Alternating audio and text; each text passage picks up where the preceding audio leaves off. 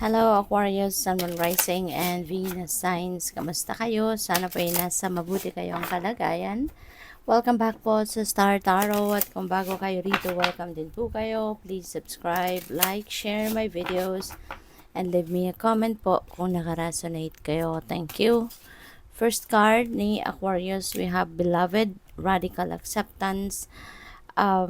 So siguro, ang iba sa inyo dito, Aquarius, nanggaling kayo sa isang sitwasyon, no, sa relationship, na po pwedeng nagkaroon ng away, nagkaroon ng hindi pagkakaintindihan, and maybe nag-result sa paghihiwalay, no? Parang may ganun na naganap. And this is not going to resonate with everyone, Aquarius, ano? So just take as it resonates.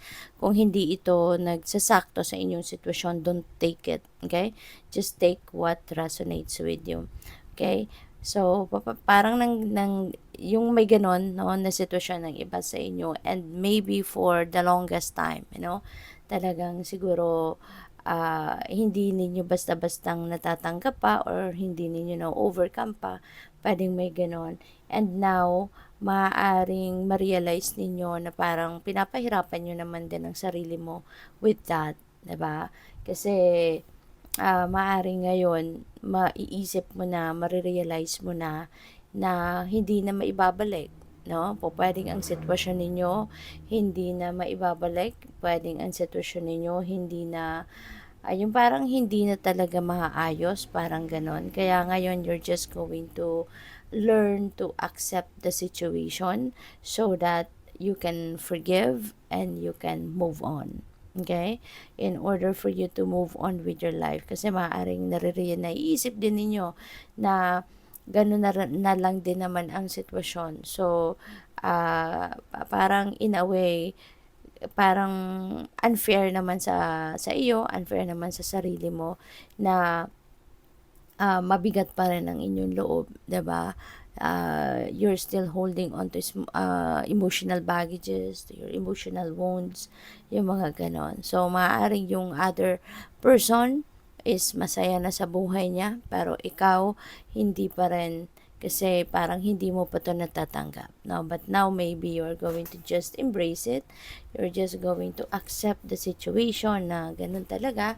May mga sitwasyon na uh, mga ganyan na kailangan magyari for a specific reason.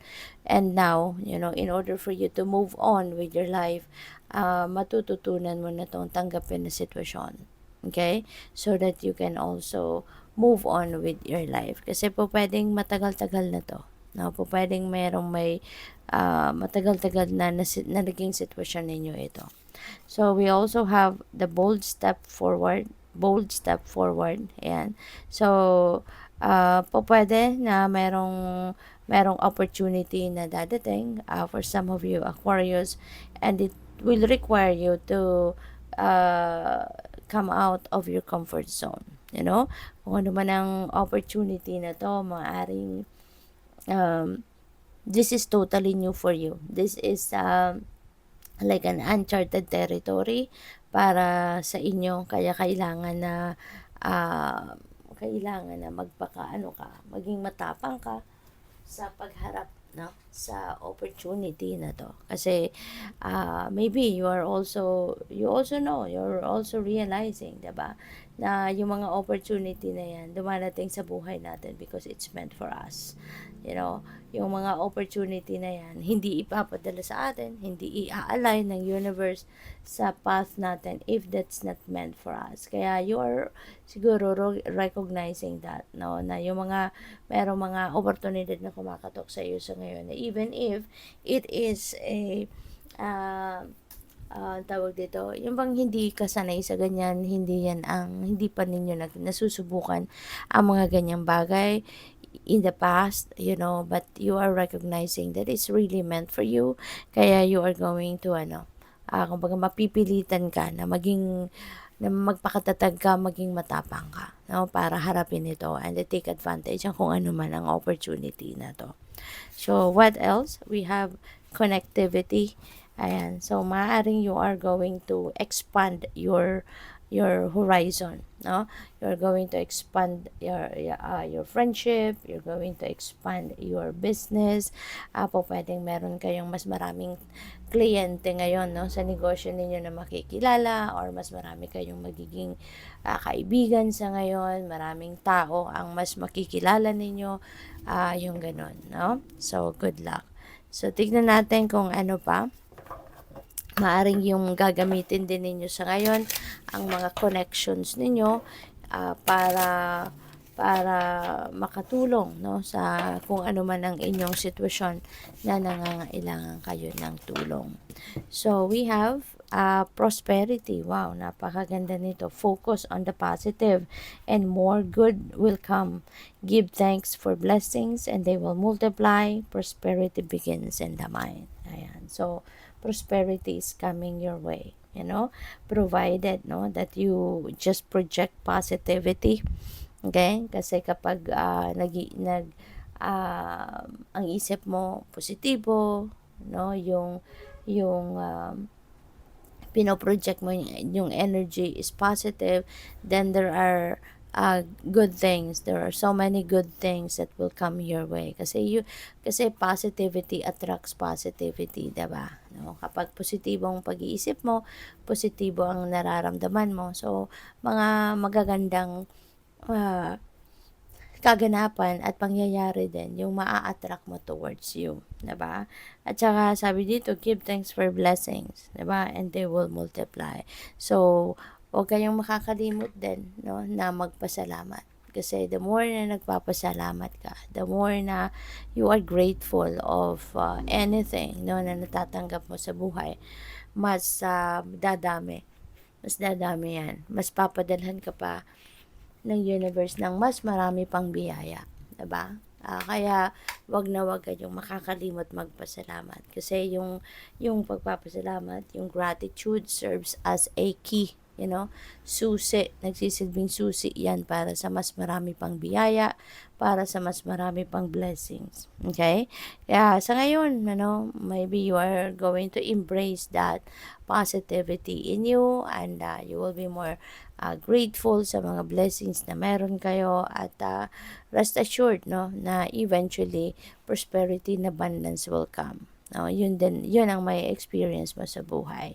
So we have clarity, banish the fog of illusion, open your eyes to the truth, remember the perfection of who you are. Okay? So clarity ay makukuha mo na din, makakamit mo na din. Kasi maaari ng iba sa inyo dito, Aquarius, baka mayroong sitwasyon na nalalabuan kayo. Mayroong sitwasyon na nako-confuse kayo, or maaari din, no, na magkakaroon ng linaw na ang isipan ninyo, madidiscover ninyo na meron pala kayong mga pinaniniwalaan, meron kayong mga sinusunod siguro na principle sa buhay, at dahil yun ang pinaniwalaan ninyo. Pero yung pala, madidiscover mo sa ngayon na there's no truth to it. Maaari ngayon, mapapatunayan mo na mali, pala yung iyong akala. So, what else? We have flexibility. Gently flow through the turbulence. Life has the ability to shape you. Bend, don't break. Okay? Be flexible, be adaptable. Okay? Kasi sumabay lang kayo sa agos ng buhay, kumbaga. Kasi yung mga, kung meron man kayong mga problema, kung meron man kayong mga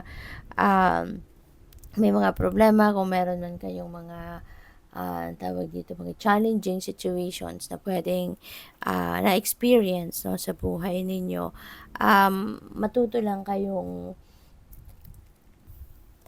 mag-adjust, no, sa mga pangyayaring yan. Kasi hindi tayo po pwedeng susuko, hindi tayo po pwedeng susuko.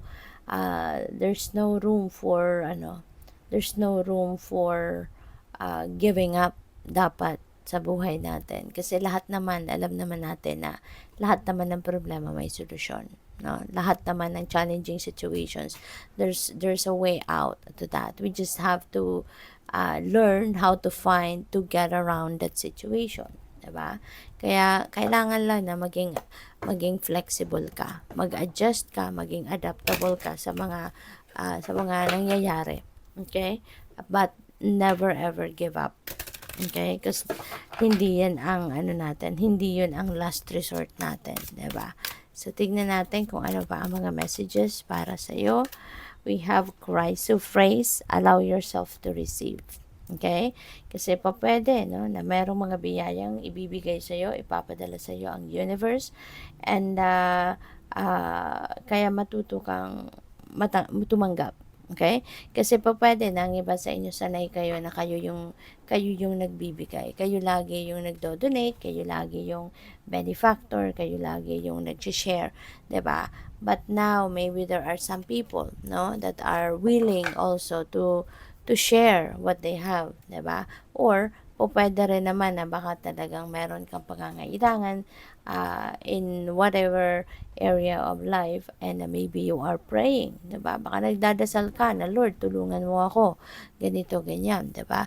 So always remember that God helps through other people. God is sending us the support that we need through channel, 'di ba? Through other people. Kaya wag kayong mahiya na tumanggap ng tulong ng iba or tumanggap sa regalo ng iba. Kasi you never know, baka yan na ang padala sa iyo ng universe. Baka yan na ang taong gagamitin or ginagamit ng universe para maghatid ng tulong niya sa iyo. Diba? Kaya allow yourself to receive. Alright? So what else? We have sow the light, speak your truth. Okay? Speak your truth. Kung ano yung totoo, kung ano yung totoong nasa isip mo, totoo mong nararamdaman, express it. 'Yun ang sabihin mo. 'Yun ang gawin mo. Okay? So what else? We have golden healer quartz. Open the door. Okay? Feeling ko related ito dito sa allow yourself to receive. Open the door. Kasi you never know, baka yung hatid or yung dala ng taong ito na biyaya, no, or tulong sa iyo, maaring yun na ang sagot ng universe sa dasal mo. 'Di ba? Maaring yun na yung bigay sa iyo ng divine universe, 'di ba? Kaya matuto kang tumanggap. All right? So good luck sa iyo. Thank you for watching. Love and light. Namaste.